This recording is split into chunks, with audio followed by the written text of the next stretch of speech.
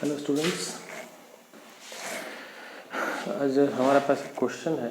One of my students brought this question to me, and the question was, actually I have put the question in the thumbnail of this video. Okay, so you can just jot down the question or take the screenshot. So the question was that there are two trains, train A and train B, 90 kilometer apart. Okay, so both the trains were 90 kilometer apart initially, and train A is heading toward train B with a speed of 37.5 km per hour, and same is the case with train B also. So both trains are heading toward each other. The moment when the distance between the train was 90 km, a bird from train A just fly off toward train B. जब distance 90 kilometre था, एक bird है train ए से train B की तरफ चल दिया. अब यहाँ पे क्या करता है, ये जाता है.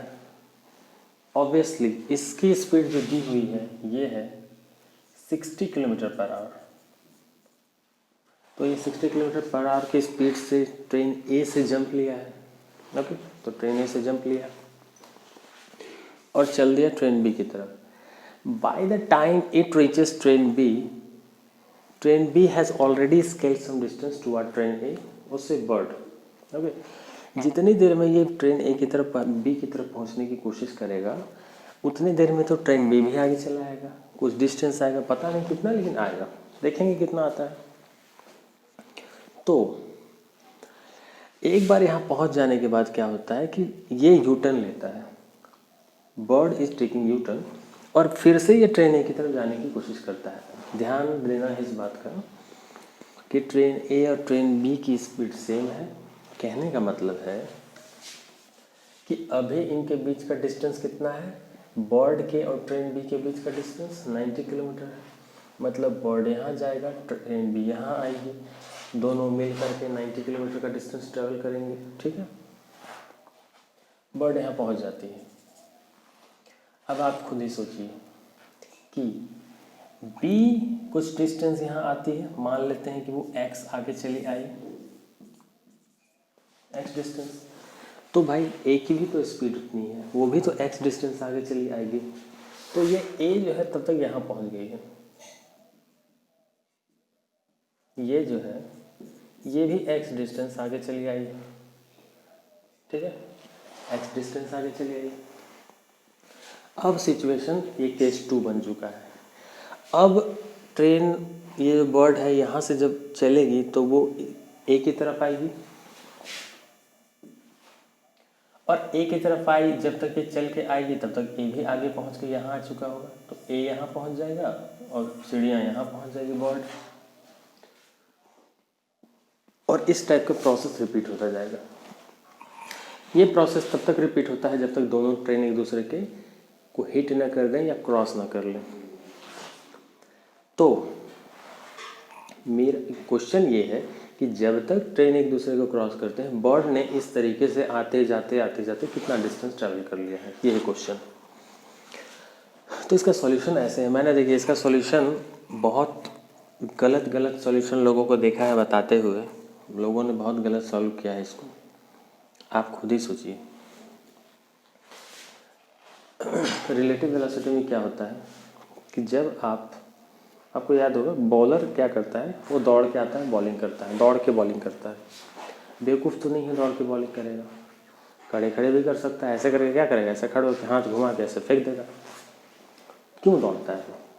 रीज़न ये है ना कि जब वो दौड़ के आता है तो उसकी जो स्पीड होती है 50 किलोमीटर पर आवर या 60 किलोमीटर, जो भी है, जिस स्पीड से भी दौड़ता है.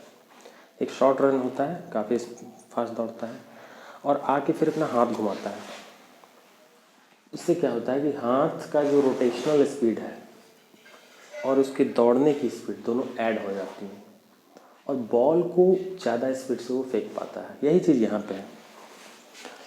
ट्रेन ए 37.5 के हिसाब से चल रही है और बर्ड 60 चल रही है. ठीक है, तो ये स्पीड जो है और ये बर्ड की स्पीड दोनों ऐड हो जाएगी।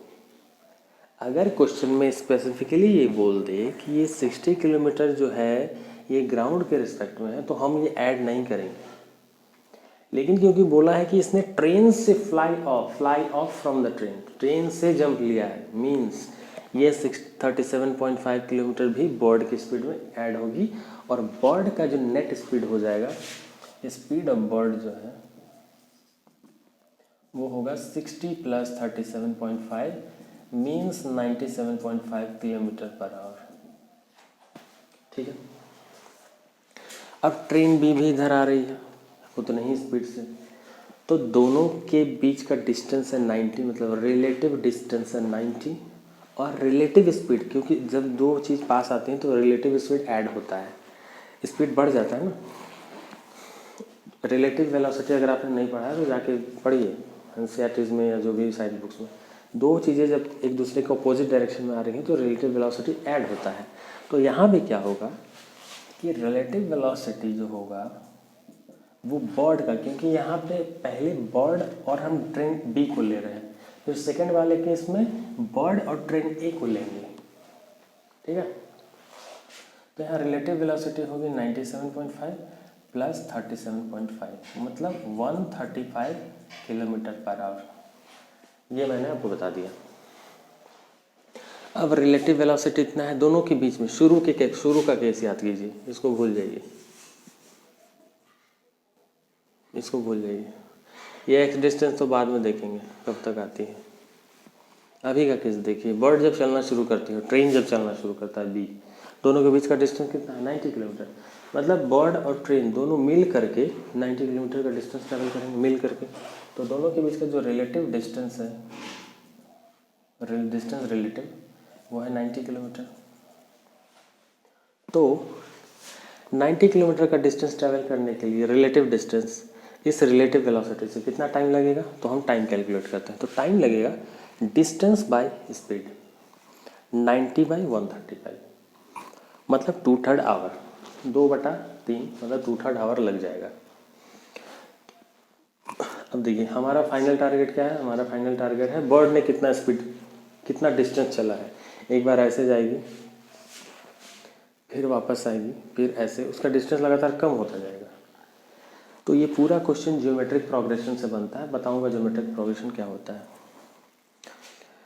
तो यहाँ से हमने T1 निकाल लिया। ठीक है। अगर आप समझ चुके हैं तो मैं इसको इरेज कर देता हूँ, अच्छा रहने देते हैं। ठीक है। देखिए क्या है ना, हमने T1 निकाल लिया है। ठीक है। अब सवाल ये उठता है कि इतने ये T1 टाइम लगा है दोनों को मिल करके यहाँ तक पहुँचने में, मतलब T1 टाइम में बर्ड यहाँ पहुँची और उतने ही टाइम में ट्रेन यहाँ पहुँची। क्यों ऐसा हुआ? क्योंकि बर्ड की स्पीड ज़्यादा है ना, 60 + 37.5 97। तो जिसकी स्पीड ज़्यादा वो ज़्यादा डिस्टेंस चला। तो देखिए बर्ड ज़्यादा डिस्टेंस चल के आ गई, ट्रेन कम डिस्टेंस चला। हमारा पहला कंसर्न बर्ड ने कितना चला, तो बर्ड का चला हुआ जो डिस्टेंस होगा क्या होगा, टाइम इंटू उसका स्पीड।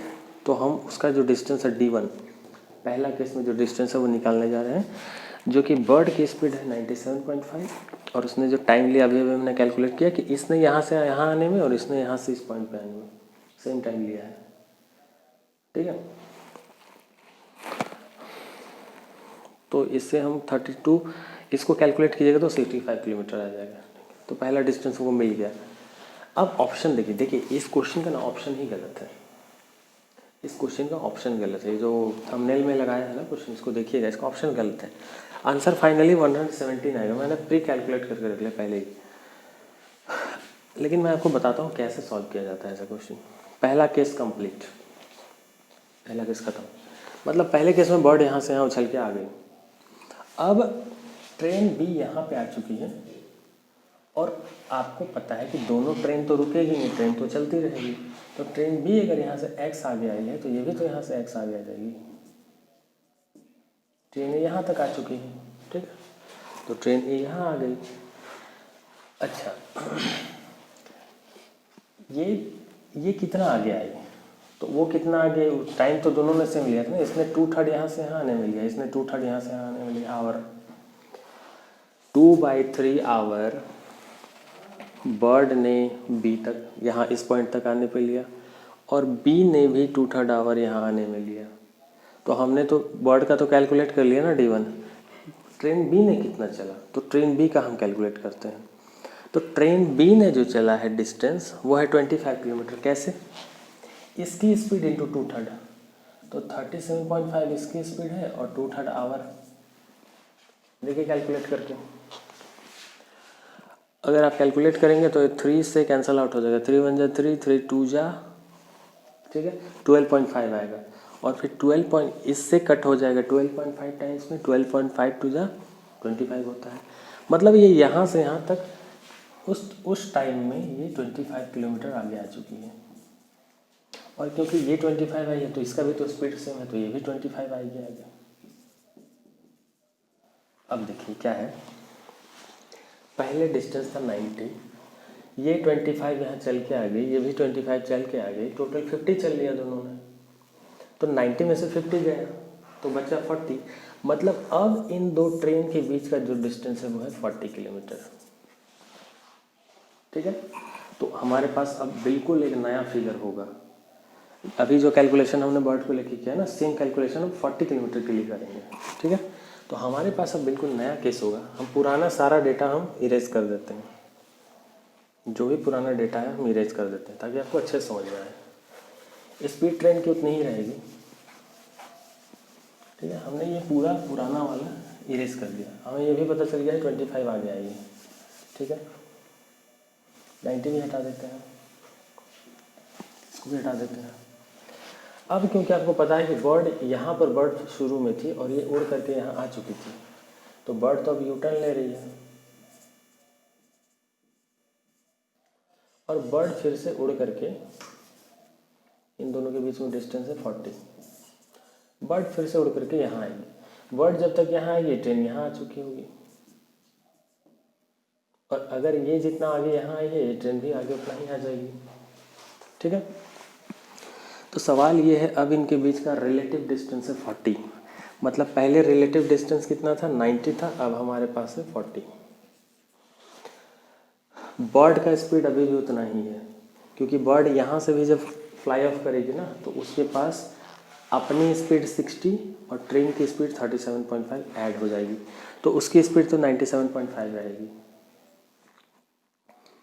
और ये ट्रेन राइट साइड में कितने स्पीड से आ रही है, 37.5। तो बर्ड और इसकी रिलेटिव वेलोसिटी क्या हो जाएगी, फिर से ऐड हो जाएगी, तो फिर से उसका वही सेम रहेगा। तो बर्ड की रिलेटिव वेलोसिटी 135 ही रहेगी, लेकिन इस बार डिस्टेंस बदल चुका है 40। अब इस डिस्टेंस को ट्रेवल करने में कितना टाइम लगेगा। बर्ड को थोड़ा छोटा बनाते हैं, बर्ड थोड़ा बड़ा होगा, ट्रेन से बड़ा तो बर्ड ही है। चलिए, तो यहाँ से बर्ड यहाँ पहुँच जाएगी और तब तक ये ट्रेन यहाँ पहुँच जाएगी। सवाल ये उठता है दोनों ने मिल करके 40 किलोमीटर का डिस्टेंस चल लिया है, टाइम कितना लिया होगा। तो हम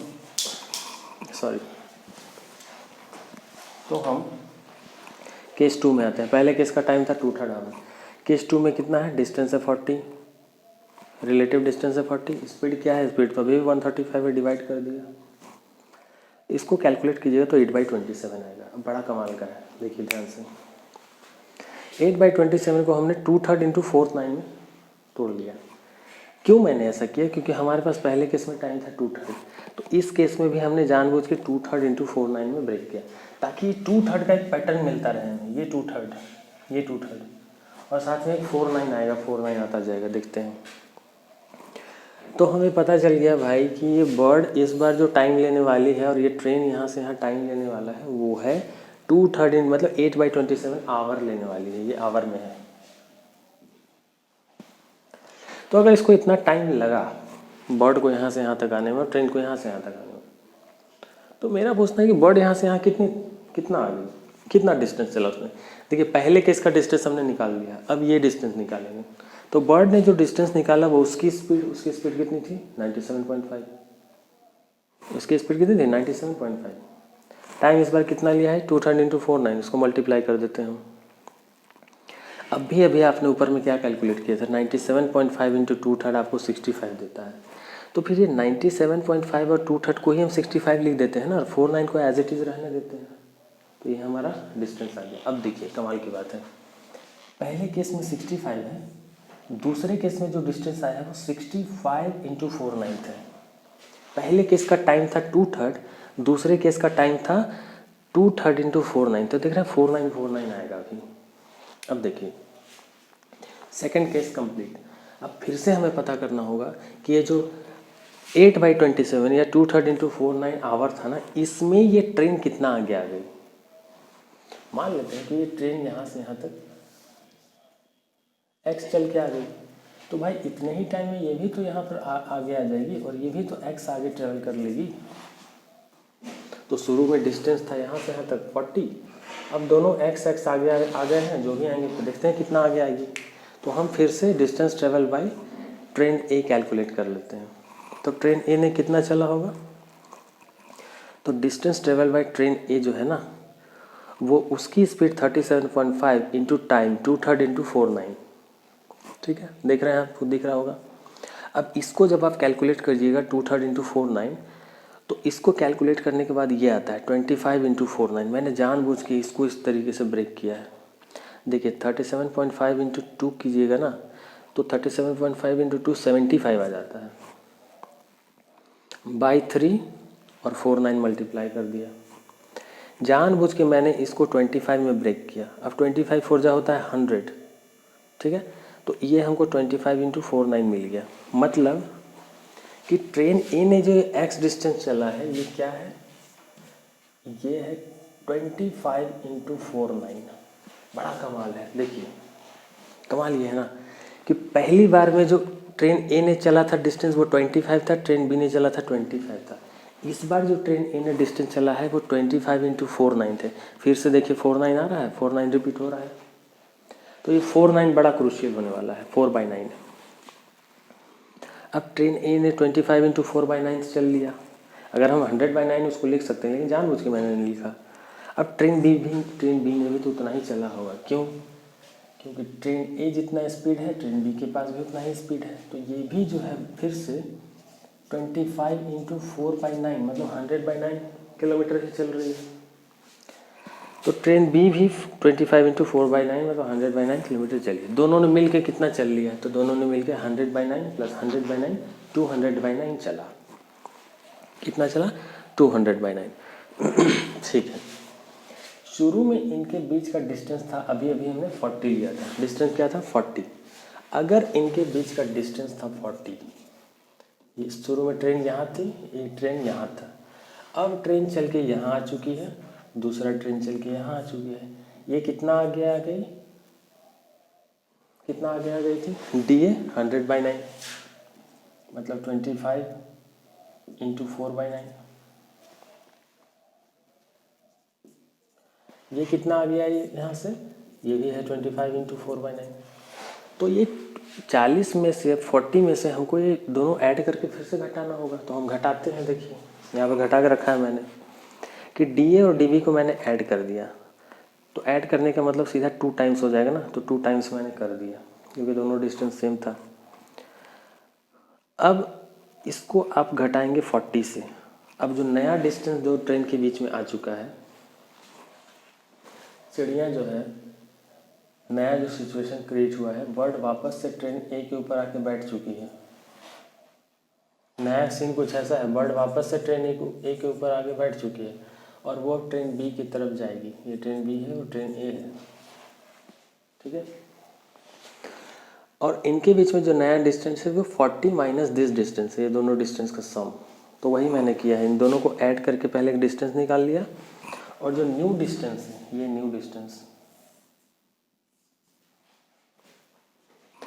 40 में से मैंने 2 इंटू 25 इंटू 4/9, क्योंकि ये 25 इंटू 4/9 25 इंटू 4/9 दोनों को ऐड करेंगे तो 2 टाइम्स हो जाएगा। उसको मैंने 40 से घटा दिया, ठीक है। घटा देने के बाद जानबूझ के देखिए, ये 25 है ना, इसको ये 25 4 जा 100 और ये हो जाता है 100 इंटू 2 200। मैंने इसको जानबूझ के 40 वाले टर्म में फैक्टराइज कर लिया। क्यों? ये 200/9 आ रहा था, इसको मैंने 40 इंटू 5/9 लिख दिया और फिर 40 कॉमन ले लिया। 40 कॉमन लिया तो अंदर क्या बचा? 1 माइनस 5/9। अब 1 माइनस 5/9 माइनस होगा तो फिर से यहाँ 4/9 नज़र आ गया। तो आप देख रहे हैं ये 4/9 हर जगह आ रहा है। तो ये 40 इंटू 4/9 है। अब इन दो ट्रेन के बीच का नया डिस्टेंस है। देखिए अब जो ये दो ट्रेन के बीच, ये तो यहाँ से यहाँ तक का डिस्टेंस 40 था ना, अब जो नया डिस्टेंस बना है वो है 40 इंटू 4/9। और ये इतना डिस्टेंस ये आगे आ चुकी थी, इसको हम इरेज कर देते हैं, सबको इरेज कर देते हैं। अब नया सिचुएशन आ गया, ये डिस्टेंस 3 है, ये केस 3 आ गया। अब फिर से वही सिचुएशन, शुरू में देखिए बर्ड जो थी ट्रेन ए के ऊपर थी, वो इधर से चलना शुरू करती है लेकिन डिस्टेंस 90 था। इस बार फिर से ट्रेन ए के ऊपर है, ट्रेन उसी स्पीड से चल रही है 37.5 किलोमीटर पर आवर, लेकिन इस बार डिस्टेंस 40 इंटू 4/9 हो चुका है। सबसे शुरुआती डिस्टेंस 90 था। तो बर्ड देखिए कैसे चल रही है, बर्ड यहाँ से ट्रेन ए की तरफ आती है, फिर वो ऐसे जाती है, फिर वो ऐसे आती है। तो ये सारे डिस्टेंस को ऐड करेंगे ना, ऐसे होता जाएगा उसका, ये उसका लगातार ये डिस्टेंस कम हो रहा है। और इन्हीं सारे डिस्टेंस को ऐड करेंगे तो हमें पता चल जाएगा कि बर्ड ने फाइनली ट्रेन को कोलाइड करने से पहले कितना डिस्टेंस चला। तो हम वही करने जा रहे हैं। तो पहले केस का डिस्टेंस हमने 65 निकाला कि बर्ड ने 65 चला। दूसरे केस का डिस्टेंस हमें 4/9 65 मिल गया, ठीक है।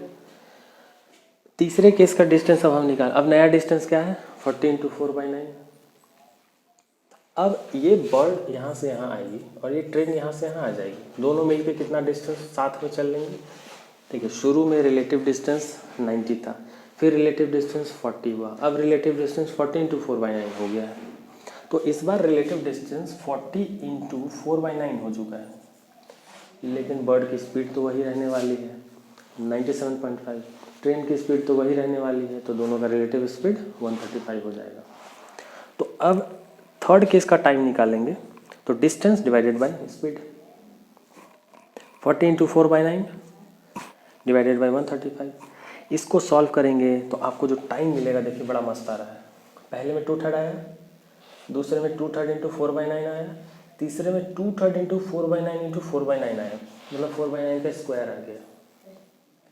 तो पहले में तो पावर 1 है, दूसरे में यहाँ 2 बार आया 4/9। आप देख रहे हैं अगर ये सबस्क्रिप्ट 3 है तो यहाँ 4/9 2 बार आ रहा है, अगर ये सबस्क्रिप्ट 2 है यहाँ 2 है तो 4/9 हमको 1 बार मिल रहा है। समझ रहे हैं। अब हमको टाइम मिल ही चुका है, तो बर्ड ने कितना डिस्टेंस चला निकाल लेते हैं। तो बर्ड ने कितना डिस्टेंस चला कैसे पता चलेगा, बर्ड की स्पीड इंटू टाइम टेकन। तो बर्ड की स्पीड है 97.5 और टाइम तो ये वाला टाइम, तो ये टाइम कितना हो जाएगा 2/3 इंटू 4/9 का स्क्वायर। हमने अभी अभी कैलकुलेट किया था 2/3 और 97.5 हमको 65 दे देता है, तो हम सीधा 97.5 और 2/3 को 65 लिख देते हैं और 4/9 का स्क्वायर तो एज इट इज रह जाएगा। तो अब आप देखिए बड़ा कमाल क्या है, ये है डिस्टेंस 1 और सॉरी डिस्टेंस 3, ये है डिस्टेंस 2, ये है डिस्टेंस 1, इन्हीं डिस्टेंस को तो जोड़ना है, यही तो बर्ड का डिस्टेंस है। पहले केस में बर्ड ने इतना चल लिया था, पहले केस में डिस्टेंस था 90, तो बर्ड 90 तो चलेगी नहीं क्योंकि ट्रेन तो तब तक आगे आ चुका था। तो बर्ड कितना जा पाई, अपनी जगह से चलते चलते वो 65 ही जा पाई। ठीक है, तो ये पहला 65 था। उसी तरह दूसरे केस में अब डिस्टेंस घट के 40 रह गया, तो 40 तो चल नहीं पाएगी, 40 से कम चला उसने, कितना चला तो 65 इंटू 4/9 कैलकुलेट कीजिएगा तो काफ़ी कम आएगा। हमारा चैलेंज है अब इन सारे डिस्टेंस को ऐड करना है, सारे डिस्टेंस को ऐड करेंगे तभी हमको पता चलेगा बर्ड ने कितना स्पीड चला।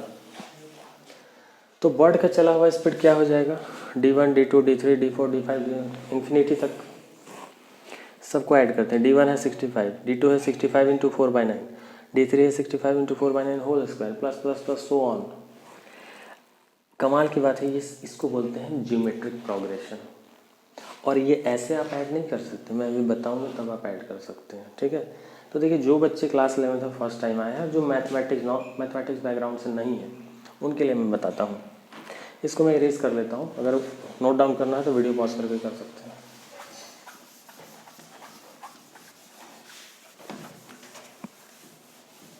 देखिए होता क्या है ना, अर्थमेटिक प्रोग्रेशन तो आप सब ने पढ़ा होगा। अर्थमेटिक प्रोग्रेशन क्या होता है?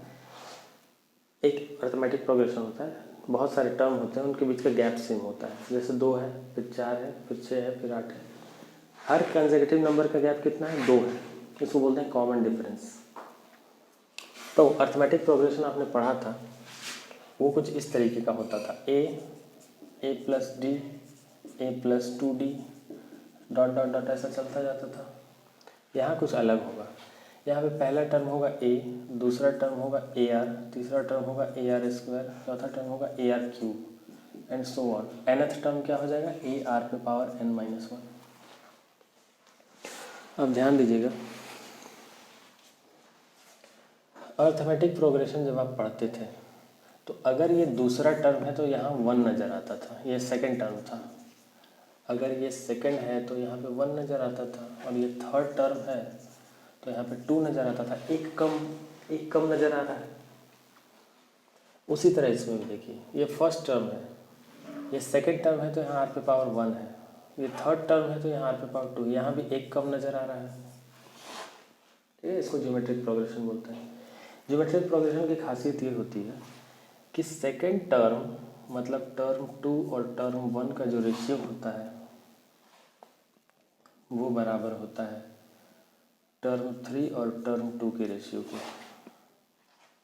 मतलब दिस डिवाइडेड बाय दिस कीजिएगा ना, और दिस डिवाइडेड बाय दिस कीजिएगा तो आपको इक्वल ही मिलेगा। जैसे देखिए मैं समझाता हूँ, और इसी तरह ये चलता रहता है T4/T3 सो ऑन। ये कांस्टेंट होता है, इसको बोलते हैं कॉमन रेशियो R, इसको बोलते हैं कॉमन रेशियो।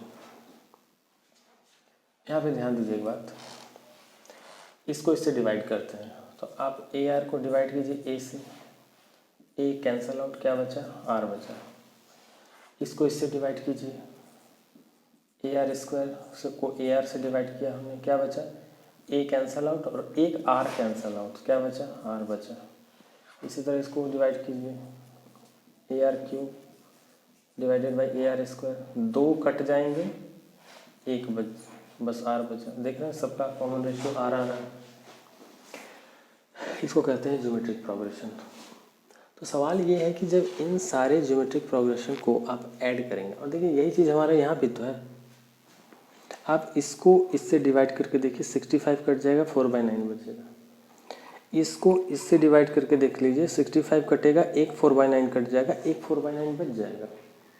तो इसमें हमारे पास जो कॉमन रेशियो आ रहा है वो है 4/9, और इसमें जो हमारे पास फर्स्ट टर्म है वो है 65। ठीक है, तो ऐसा जब भी होता है ना, तो इसका जो सम होता है वो 2 टाइप का होता है। एक तो होता है कि जब R आपका ग्रेटर देन 1 होता है, और एक तो होता है जब R आपका लेस देन 1 होता है। 2 टाइप के सम आपको निकालने पड़ते हैं। पूरी रामायण बकने की फुर्सत नहीं है मेरे पास, एक बताता हूँ। जब R लेस देन 1 होता है, अगर R लेस देन 1 होता है ना, तो सारे सम टर्म का जो सम होता है वो होता है A divided by 1 - R। Simple. R less than 1 कहने का क्या मतलब है? यहाँ देखिए कॉमन रेशियो कितना है, इसमें कॉमन रेशियो है 4/9। 4/9 को जरा डिवाइड कीजिए तो कितना मिलता है? 1 से कम है ये। ठीक है, ये 0.4 समथिंग आएगा, 0.4444 आता जाएगा। तो ये तो 1 से कम है ना। 1 से ज़्यादा होता तो 1.5 होता, 2 होता, 3 होता। ये तो 1 से कम है। तो जब भी 1 से कम होता है तो ये फार्मूला लगा के हम सम निकाल लेते हैं। तो निकालते हैं, चलिए। तो सम जो होगा A डिवाइडेड बाई 1 - R होगा। तो हमने क्या किया, सबसे पहले तो ऐसे भी कर सकते हैं, वैसे 65 भी कॉमन ले सकते हैं। तो हमने 65 को कॉमन ले लिया, तो अंदर में क्या बचा हमारे पास? ये सारा कुछ बच गया। पहला टर्म है हमारे पास 1, लिख दिया। देखिए फर्स्ट टर्म है, लिख दिया।